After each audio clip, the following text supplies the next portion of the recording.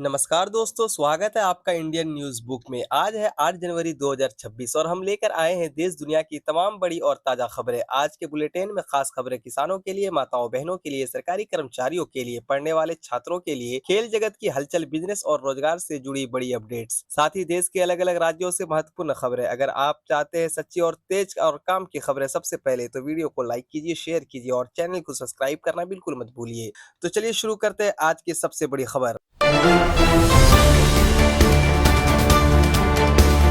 तो दोस्तों सबसे बड़ी खबर ये है कि उत्तर भारत में भीषण शीतलहर का अलर्ट। मौसम विभाग ने 8 जनवरी के लिए उत्तर भारत में रेड अलर्ट जारी किया है। पंजाब, हरियाणा और दिल्ली में तमाम 4 डिग्री तक गिर सकती है। कोहरे के कारण कई ट्रेनें और उड़ानें देरी से चल रही है, जिससे यात्रियों को परेशानी हो रही है। इसी के साथ बढ़ते अगले न्यूज की ओर। प्रधानमंत्री मोदी दिखाएंगे पहली वंदे भारत स्लीपर को हरी झंडी। 17 जनवरी को मालदा से पहली वंदे भारत स्लीपर ट्रेन शुरू होने वाली है, जिसकी तैयारी 7 जनवरी को पूरी कर ली गई है। ये ट्रेन लंबी दूरी की यात्रियों को आरामदायक, तेज बनाएगी। यात्रियों के लिए इससे विश्व स्तरीय सुविधाएं दी गई है। इसी के साथ बढ़ते अगले न्यूज की ओर। किसानों के लिए खुशखबरी, 2026 अंतर्राष्ट्रीय महिला किसान वर्ष घोषित।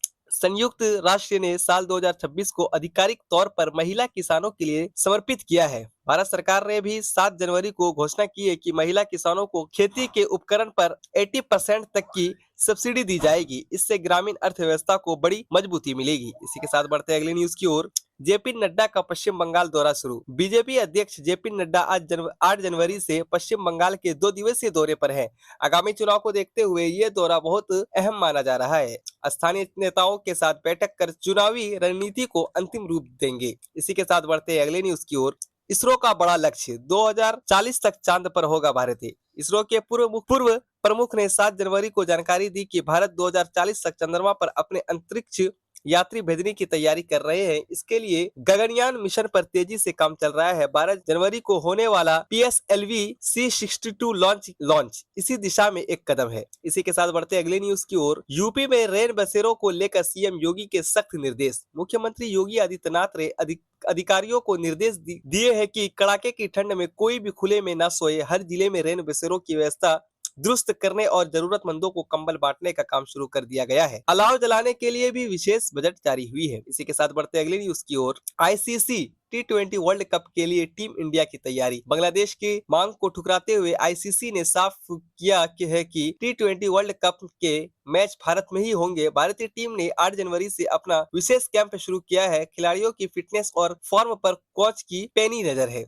इसी के साथ बढ़ते अगले न्यूज की ओर। शेयर बाजार में हलचल, IPO मार्केट में आएंगे 2.5 लाख करोड़ का निवेश। 7 जनवरी की रिपोर्ट्स के मुताबिक साल 2026 में भारतीय शेयर बाजार में IPO की बाढ़ आने वाली है। बड़े स्टार्टअप्स और कंपनियों करीब 2.5 लाख करोड़ रुपए बाजार में जुटाएंगे। निवेशकों के लिए ये कमाई का बेहतरीन मौका साबित हो सकता है। इसी के साथ बढ़ते अगले न्यूज की ओर। लाडो लक्ष्मी योजना, महिलाओं को मिलेंगे आर्थिक मदद। हरियाणा सरकार ने 8 जनवरी को घोषणा की है कि दीनदयाल लाडो लक्ष्मी योजना के तहत पात्र महिलाओं के खाते में सीधे पैसे भेजे जाएंगे। अब तक 8 लाख महिलाएं जुड़ चुकी हैं और लक्ष्य 15 लाख तक पहुंचने का है। यह कदम महिला शक्तिकरण के लिए उठाया गया है। इसी के साथ बढ़ते अगले न्यूज की ओर। जम्मू कश्मीर में मुठभेड़, सुरक्षा बल अलर्ट पर। बिलावर इलाके में सुरक्षा बलों और आतंकियों के बीच मुठभेड़ की खबरें। 7 जनवरी को सुर्खियों में रही सेना पूरे इलाके की घेराबंदी कर दी है और तलाशी अभियान जारी है। ड्रोन के जरिए भी आतंकवादियों की लोकेशन ट्रैक की जा रही है। इसी के साथ बढ़ते अगले न्यूज की ओर। वाराणसी में माघ मेला 2026 की भव्य तैयारी। प्रयागराज और वाराणसी में माघ मेले के लिए विशेष इंतजाम किए जा रहे हैं। 8 जनवरी को प्रशासन ने ट्रैफिक प्लान